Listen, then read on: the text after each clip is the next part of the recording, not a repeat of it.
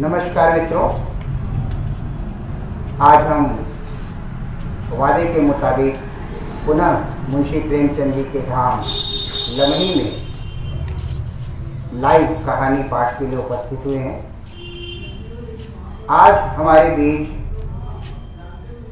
बनारस से लगभग 20 किलोमीटर दूर से चलकर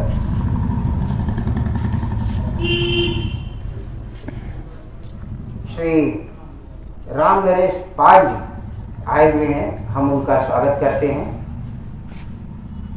और यहाँ उपस्थित और फेसबुक पे भी उपस्थित सभी मित्रों का स्वागत करते हैं। आज हम मुंशी प्रेमचंद जी की नई कहानी नमक का दरोगा लेकर आए हैं आपके बीच। हम श्री राम नरेश पाल महगावी जी से निवेदन करते हैं कि अपनी बात के साथ कहानी का पाठ शुरू करें।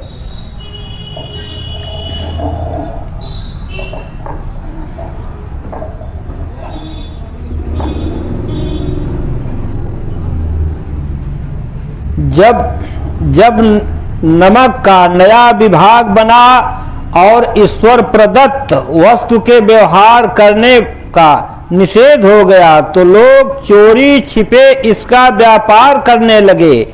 अनेक प्रकार के छल प्रपंचों का सूत्रपात हुआ। कोई घूस से काम निकालता था, कोई चालाकी से। अधिकारियों के पौ 12 थे। पटवारी गिरी का सर्वसम्मानित पद छोड़ कर लोग इस विभाग की बरकंदाजी करते थे। दारोगा पद के लिए तो वकीलों का भी जी ललचाया था। यह वह समय था जब अंग्रेजी शिक्षा और ईसाई मत को लोग एक ही वस्तु समझते थे। फारसी का प्राबल्य था। प्रेम की कथाएं और श्रृंगार रस के काव्य पढ़कर फारसीदा लोग सर्वोच्च पदों पर नियुक्त हो जाया करते थे। मुंशी बंशीधर भी जुलेखा की विरह कथा समाप्त करके मजनू और फरहाद के प्रेम वृतांत को, नल और नील की लड़ाई और अमेरिका के आविष्कार से अधिक महत्व की बातें समझते हुए रोजगार की खोज में निकले। उनके पिता एक अनुभवी पुरुष थे। समझाने लगे, बेटा घर की दुर्दशा देख रहे हो, ऋण से दबे हुए हैं, लड़कियां हैं वह घास फूस की तरह बढ़ती चली जाती हैं। मैं कगारे का वृक्ष हो रहा हूं, न मालूम कब गिर पड़ूं। अब तुम ही घर के मालिक मुख्तार हो, नौकरी में वहदे की ओर ध्यान मत देना। यह तो पीर का मजार है। निगाह चढ़ावे और चादर पर रखनी चाहिए। ऐसा काम ढूंढना जहां कुछ ऊपरी आय हो। मासिक वेतन तो पूर्णमासी का चांद है जो एक दिन दिखाई देता है और घटते घटते लुप्त हो जाता है। ऊपरी आय बहता हुआ स्रोत है जिससे सदैव प्यास बुझती है। वेतन मनुष्य देता है, इसी से उसमें वृद्धि नहीं होती। ऊपरी आमदनी ईश्वर देता है, इसी से उसकी बरकत होती है। तुम स्वयं विद्वान हो, तुम्हें क्या बताऊं। इस विषय में विवेक की बड़ी आवश्यकता है। मनुष्य को देखो, उसकी आवश्यकता को देखो और अवसर देखो, उसके उपरांत जो उचित समझो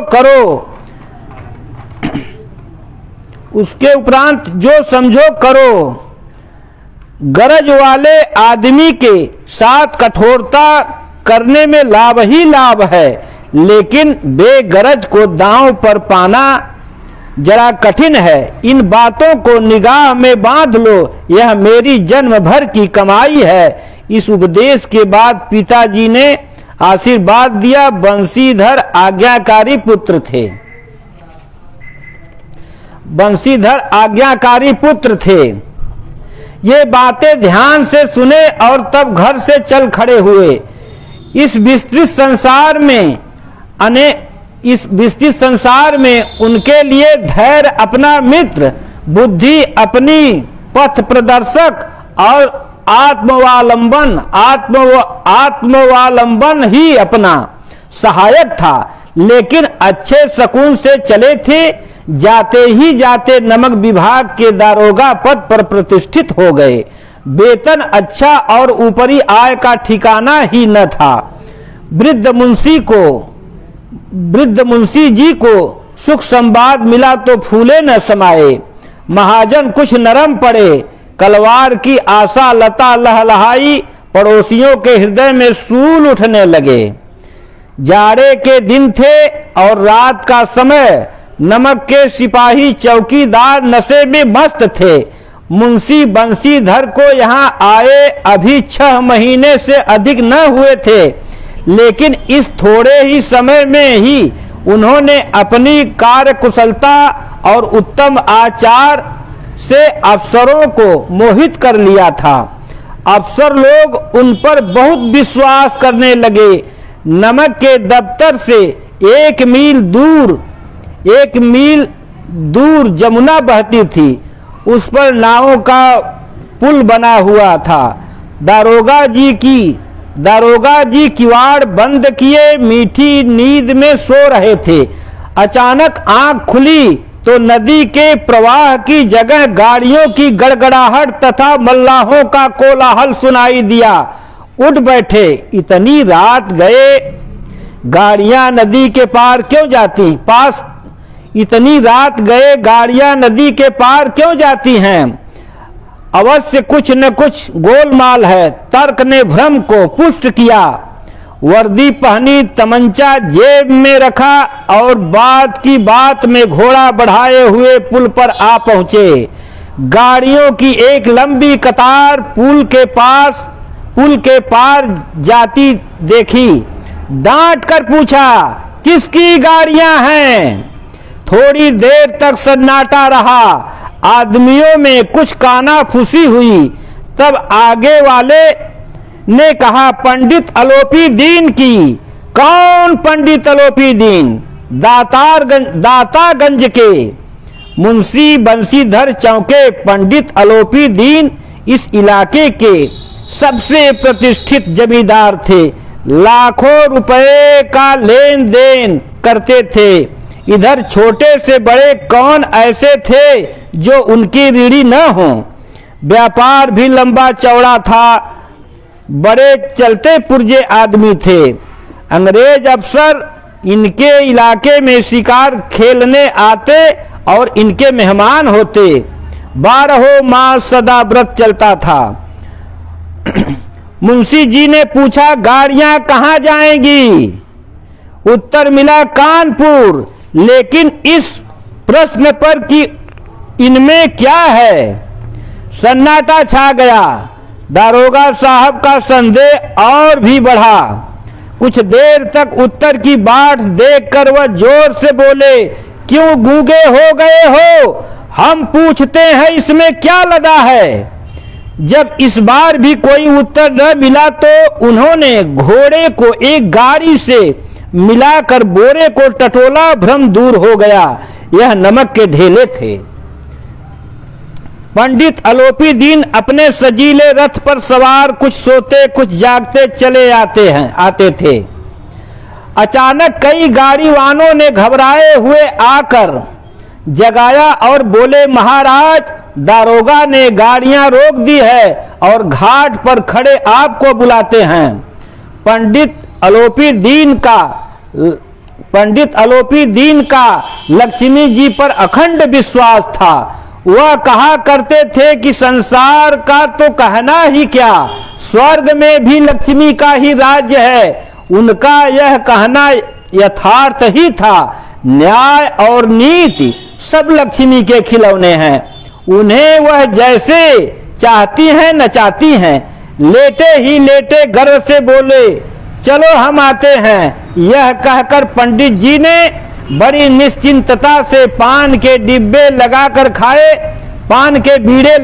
खाए। फिर लिहाफ ओढ़े हुए दारोगा के पास आकर बोले, बाबूजी आशीर्वाद, कहिए हमसे ऐसा कौन सा अपराध हुआ है कि गाड़ियां रोक दी गईं? हम ब्राह्मणों पर तो आपकी कृपा दृष्टि रहनी चाहिए। बंशीधर रुखाई से बोले, सरकारी हुक्म। पंडित अलोपी दीन ने हंसकर कहा, हम सरकारी हुक्म को नहीं जानते और न सरकार को हमारे सरकार तो आप ही हैं। हमारा और आपका तो घर का मामला है। हम कभी आपसे बाहर हो सकते हैं? आपने व्यर्थ का कष्ट उठाया। यह हो ही नहीं सकता कि इधर से जाएं और इस घाट के देवता को भेंट न चढ़ावें। मैं तो आपकी सेवा में स्वयं ही आ रहा था। बंशीधर पर ऐश्वर्य की मोहिनी बंसी का कुछ प्रभाव न पड़ा।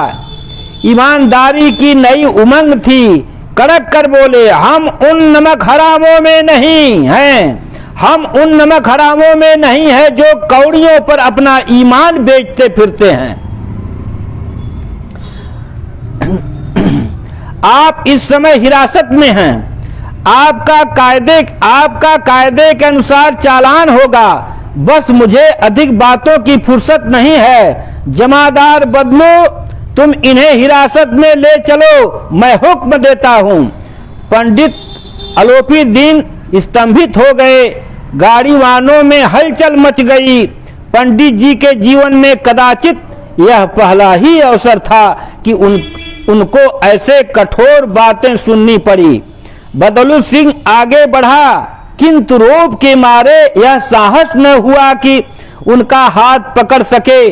पंडित जी ने धर्म को धन का एक ऐसा निरादर करते कभी न देखा था। विचार किया कि यह अभी उदंड लड़का है, माया मोह के जाल में अभी नहीं पड़ा, अल्हड़ है, झिझकता है। बहुत दीन भाव से बोले, बाबू साहब ऐसा न कीजिए, हम मिट जाएंगे। हम किसी तरह आपसे बाहर थोड़े ही हैं। बंशीधर ने कठोर स्वर में कहा, हम ऐसी बातें नहीं सुनना चाहते। अलोपी दीन ने जिस सहारे को चट्टान समझ रखा था वह पैरों के नीचे खिसकता हुआ मालूम हुआ। स्वाभिमान और धन ऐश्वर्य को कड़ी चोट लगी, किंतु अभी तक धन की सांख्यिक शक्ति का पूरा भरोसा था। अपने मुख्तार से बोले, लाला जी 1000 के नोट बाबू साहब को भेंट करो। आप इस समय भूखे सिंह हो रहे हैं।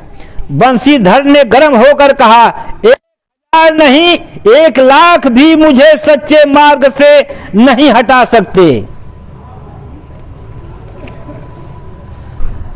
धर्म की इस बुद्धिहीन दृढ़ता और देव दुर्लभ त्याग पर मन बहुत झुंझलाया।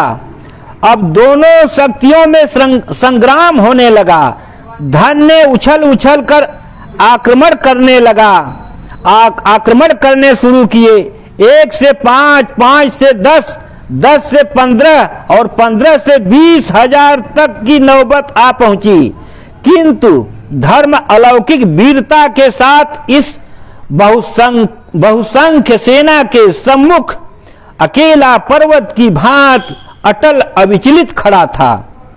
अलोपी दीन निराश होकर बोले, अब इससे अधिक मेरा साहस नहीं, आगे आपको अधिकार है। बंशीधर ने अपने जमादार को ललकारा। बदलू सिंह मन में दारोगा जी को गालियां देता हुआ पंडित अलोपी दीन की ओर बढ़ा। पंडित जी घबरा कर 2-3 कदम पीछे हट गए। अत्यंत दीनता से बोले, बाबू साहब ईश्वर के लिए मुझ पर दया कीजिए। मैं 25,000 पर निपटारा करने को तैयार हूं। असंभव बात है। 30,000 पर क्या, 40,000 भी नहीं, 40,000 नहीं 40 लाख पर भी असंभव है। बदलू सिंह इस आदमी को अभी हिरासत में ले लो। अब मैं एक शब्द भी नहीं सुनना चाहता। धर्म ने धन को पैरों तले कुचल डाला। आलोपी दीन ने एक हिष्ट-पुष्ट मनुष्य को हथकड़ियां लिए हुए अपनी तरफ आते देख चारों ओर निराशा और कातर दृष्टि से देखने लगे। इसके बाद मूर्छित होकर गिर पड़े। दुनिया सोती थी, परंतु दुनिया की जीभ जागती थी। सवेरे देखिए तो बालक वृद्ध सबके मुंह से यही बात सुनाई देती थी। जिसे देखिए वही पंडित जी के इस व्यवहार पर टीका टिप्पणी कर रहा था। निंदा की बौछारें हो रही थीं। मानो संसार में अब पानी का पाप कट गया। पानी को दूध के नाम से बेचने वाला ग्वाला, कल्पित रोज नामचे भरने वाले अधिकारी वर्ग, रेल में बिना टिकट सफर करने वाले बाबू लोग, जाली दस्तावेज बनाने वाले सेठ और साहूकार, यह सब के सब देवताओं की भांति गर्दनें चला रहे थे। अब दूसरे दिन पंडित आलोपी दीन अभियुक्त होकर कांस्टेबलों के साथ हाथों में हथकड़ियां, हृदय में ग्लानि और क्षोभ भरे लज्जा से गर्दन झुकाए अदालत की तरफ चले तो सारे शहर में हलचल मच गई। मेलों में कदाचित आंखें इतनी व्यग्र न होती होंगी। भीड़ के मारे छत और दीवार में कोई भेद न रहा। किंतु अदालत में पहुंचने की देर थी। पंडित आलोपी दीन इस अगाध वन के सिंह थे। अधिकारी वर्ग उनके भक्त, अमले उनके सेवक, वकील मुख्तार उनके आज्ञा पालक और अर्दली चपरासी तथा चौकीदार तो उनके बिना मोल के गुलाम थे। उन्हें देखते ही लोग चारों तरफ से दौड़े। सभी लोग विस्मित हो रहे थे, इसलिए नहीं कि आलोपी दीन ने क्यों यह कर्म किया, बल्कि इसलिए कि वह कानून के पंजे में कैसे आए। ऐसे मनुष्य जिसके पास असाध्य साधन करने वाला धन और अनन्य वाचालता हो, वह कानून के पंजे में आए। प्रत्येक मनुष्य उनसे सहानुभूति प्रकट करता हुआ बड़ी तत्परता से इस आक्रमण को रोकने के निमित्त वकीलों की एक सेना तैयार की गई। न्याय के मैदान में धर्म और धन में युद्ध ठन गया। बंशीधर चुपचाप खड़े थे। उनके पास सत्य के सिवा न कोई बल था, न स्पष्ट भाषण के अतिरिक्त कोई शस्त्र। गवाह थे, किंतु लोभ से डांवाडोल, यहाँ तक कि मुंशी को न्याय भी अपनी ओर से कुछ खींचा हुआ दिख पड़ता था। वह न्याय का दरबार था, परंतु उसके कर्मचारियों पर पक्षपात का नशा छाया हुआ था। किंतु पक्षपात और न्याय का क्या मेल। जहां पक्षपात हो वहां न्याय की कल्पना भी नहीं की जा सकती। मुकदमा शीघ्र ही समाप्त हो गया। डिप्टी मजिस्ट्रेट ने अपनी तजवीज में लिखा, पंडित आलोपी दीन के विरुद्ध दिए गए प्रमाण निर्मूल और भ्रमात्मक हैं। वह एक बड़े भारी आदमी है। यह बात कल्पना के बाहर है कि उन्होंने थोड़े लाभ के लिए ऐसा दुस्साहस किया हो। यद्यपि नमक के दारोगा मुंशी बंशीधर का अधिक दोष नहीं, लेकिन यह बड़े खेद की बात है कि उसकी उदंडता और विचारहीनता के कारण एक भले मानुष को कष्ट झेलना पड़ा। हम प्रसन्न हैं कि वह अपने काम में सजग और सचेत रहता है, किंतु नमक के मुकदमे की बड़ी हुई नमक हलाली ने उसके विवेक और बुद्धि को भ्रष्ट कर दिया। भविष्य में उसे होशियार रहना चाहिए। वकीलों ने यह फैसला सुना और उछल पड़े। पंडित आलोपी दीन मुस्कुराते हुए बाहर निकले। स्वजन बांधवों में रुपयों की लूट की उदारता का सागर उमड़ पड़ा। उसकी लहरों ने अदालत की नींव तक हिला दी। जब बंशीधर बाहर निकले तो चारों ओर से उनके ऊपर व्यंग्य बाणों की वर्षा होने लगी। चपरासियों ने झुक झुक कर सलाम किए, किंतु इस समय एक एक कटुवाक्य, एक एक संकेत उनकी गर्वाग्नि को प्रज्वलित कर रहा था। कदाचित इस मुकदमे में सफल होकर वह इस तरह अकड़ते हुए न चलते। आज उन्हें संसार का एक खेदजनक विचित्र अनुभव हुआ। न्याय और विद्वत्ता, लंबी चौड़ी उपाधियां, बड़ी बड़ी दाढ़ियां और ढीले चोंगे एक भी सच्चे आदर के पात्र नहीं हैं। बंशीधर ने धन से बैर मोल लिया था, उसका मूल्य चुकाना अनिवार्य था। कठिनता से एक सप्ताह बीता होगा कि मुअत्तली का परवाना आ पहुंचा। कार्यपरायणता का दंड मिला। बेचारे भग्न हृदय शोक और खेद से व्यथित घर को चले। बूढ़े मुंशी जी तो पहले ही से कुड़बुड़ा रहे थे कि चलते चलते इस लड़के को समझाया था, लेकिन इसने एक न सुनी। अब मनमानी करता है। हम तो कलवार और कसाई के तगादे सुने, बुढ़ापे में भगत बनकर बैठे और वहां बस वही सूखी तनख्वाह। हमने भी तो नौकरी की है और कोई ओहदेदार नहीं थे, लेकिन काम किया, दिल खोल कर किया, और आप ईमानदार बनने चले हैं। घर में चाहे अंधेरा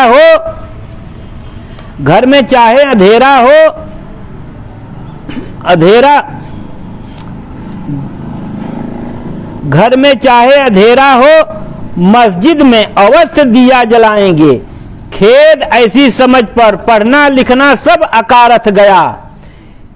इसके थोड़े ही दिनों बाद जब मुंशी बंशीधर इस दुर्वस्था में घर पहुंचे और बूढ़े पिताजी ने समाचार सुना तो सिर पीट लिया। बोले, जी चाहता है कि तुम्हारा और अपना सिर फोड़ लूं। बहुत देर तक पछता कर हाथ मलते रहे। क्रोध में कुछ कठोर बातें भी कहीं, और यदि बंशीधर वहां से टल न जाते तो अवश्य ही यह क्रोध विकट रूप धारण करता। वृद्ध माता को भी दुख हुआ। जगन्नाथ और रामेश्वरम यात्रा की कामनाएं मिट्टी में मिल गई। पत्नी ने तो कई दिन तक सीधे मुंह से बात भी नहीं की। इसी प्रकार एक सप्ताह बीत गया। संध्या का समय था। बूढ़े मुंशी जी बैठे राम नाम की माला जप रहे थे। इसी समय उनके द्वार पर सजा हुआ रथ आकर रुका। हरे और गुलाबी पर्दे, बछाहिए बैलों की जोड़ी, उनकी गर्दनों में नीले धागे, सींगे पीतल से जड़ी हुई, कई नौकर लाठियां कंधों पर रखे साथ में मुंशी जी अगवानी को दौड़े। देखा तो पंडित अलोपी दीन है। झुककर दंडवत की और लल्लो चप्पो की बातें करने लगे। हमारा भाग्य उदय हुआ जो आपके चरण इस द्वार पर आए। आप हमारे पूज्य देवता हैं। आपको कौन सा मुंह दिखाएं? मुंह में तो कालिख लगी हुई है, किंतु क्या करे, लड़का अभागा कपूत है। नहीं तो आपसे क्यों मुंह छिपाना पड़ता। ईश्वर निसंतान चाहे रखे, पर ऐसी संतान न दे। अलोपी दीन ने कहा, नहीं भाई साहब, ऐसा न कहिए। मुंशी जी ने चकित होकर कहा, ऐसी संतान को और क्या कहूं। अलोपी दीन ने वात्सल्यपूर्ण स्वर में कहा,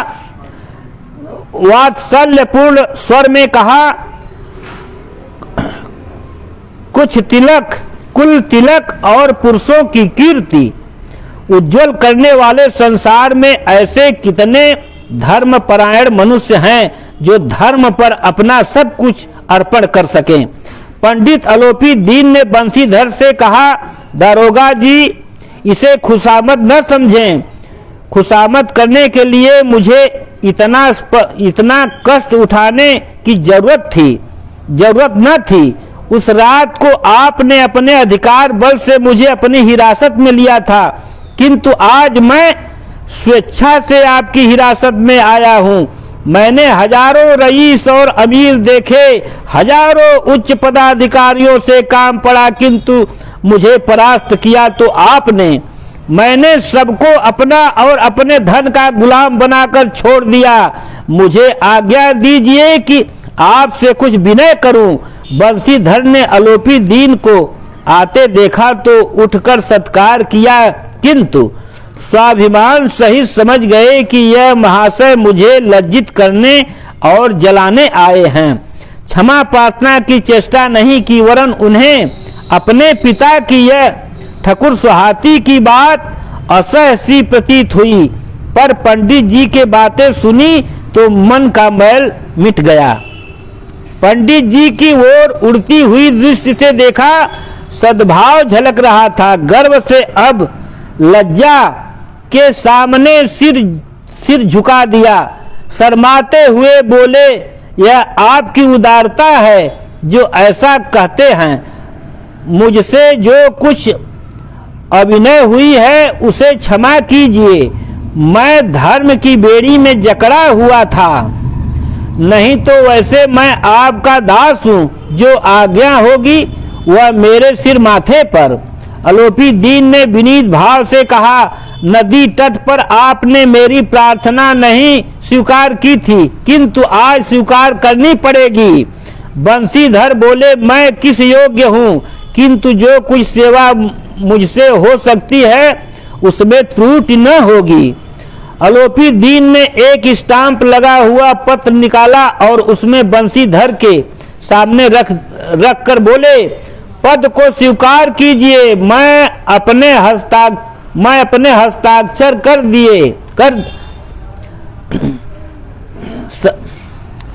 बंसीधर के सामने एक स्टाम्प लगा हुआ पत्र निकाला और उसे बंसीधर के सामने रखा। बोले, पद को स्वीकार कीजिए और अपने हस्ताक्षर कर दीजिए। मैं ब्राह्मण हूं, जब तक यह सवाल पूरा न कीजिएगा द्वार से न हटूंगा। मुंशी बंसीधर ने उस कागज को पढ़ा तो कृतज्ञता से आंखों में आंसू भर आए। पंडित आलोपी दीन ने उनको अपनी सारी जायदाद का स्थायी मैनेजर नियुक्त किया था। 6000 वार्षिक वेतन के अतिरिक्त रोजाना खर्च अलग, सवारी के लिए घोड़ा, रहने को बंगला, नौकर चाकर मुफ्त। कंपित स्वर में बोले, पंडित जी, मुझ में इतनी सामर्थ्य नहीं है कि मैं आपकी उदारता की प्रशंसा कर सकूं, किंतु ऐसे उच्च पद के योग्य नहीं हूं। आलोपी दीन हंसकर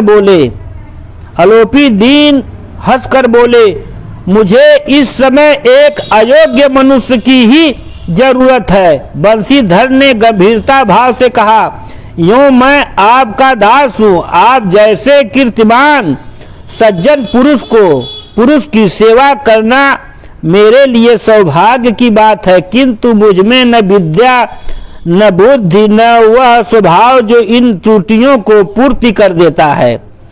ऐसे महान कार्य के लिए एक बड़े मर्मज्ञ अनुभवी मनुष्य की जरूरत है।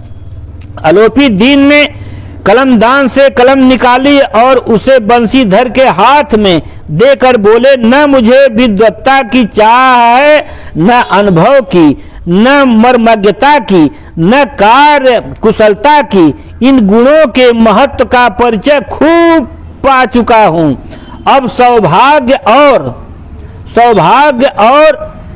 सुअवसर ने मुझे वह मोती दे दिया है जिसके सामने योग्यता और विद्वत्ता की चमक फीकी पड़ जाती है। यह कलम लीजिए, अधिक सोच विचार न कीजिए, दस्तखत कर दीजिए। परमात्मा से यही प्रार्थना है कि वह आपको सदैव वही नदी के किनारे वाला उदंड कठोर परंतु धर्मनिष्ठ दारोगा बनाए रखे। बंसीधर की आंखें दबदबा आईं। बंशीधर की आंखें डबडबा आईं। हृदय के संकुचित पात्र में इतना एहसान न समा सका।